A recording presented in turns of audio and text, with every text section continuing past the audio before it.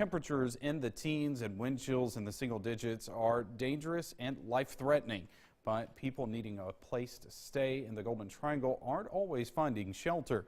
With a growing number of homeless population in the area, there are organizations to help. Our Jory Talley joins us live in Columbus with more. Jory. It's in the mid-20s right now, and some homeless Columbus residents stay at this hotel. It gets them out of the cold for a few nights. Groups gather resources to get them here, but the long-term goal is to eventually get a building where everyone can stay warm. Columbus doesn't have a homeless shelter, even though hundreds go without a place to live each month. Community Outreach Director Glenda Buckhalter says these residents are often unnoticed by their neighbors. Because they don't see a lot of tents or they don't see a lot of folks sleeping out on the bridges. They assume that we don't have a homeless problem. But we have a lot of folks that are sleeping in abandoned homes. We have some sleeping in bathrooms. We have some that walk in Walmart all night. We have some that go sit in the hospitals all night. One mother was recently found sitting in McDonald's because she didn't have anywhere else to go. One mom said she really didn't know what to do. She didn't have transportation. Her children, they were staying with a family member.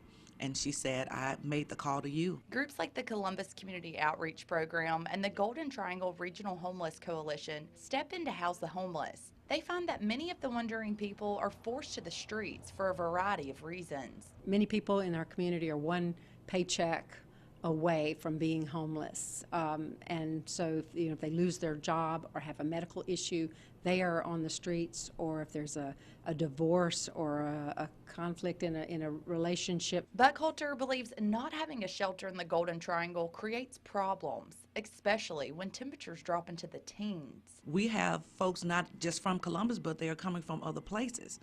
Sometimes they can't get to Tupelo, they can't get to Birmingham, they can't get to Meridian. Organizations say it's easy to say a community needs a shelter, but other details must be in place before that happens. The primary issue is staffing and funding. It's one thing to build it, but another thing to staff it. So we've got to have ongoing staffing funds as well as building funds.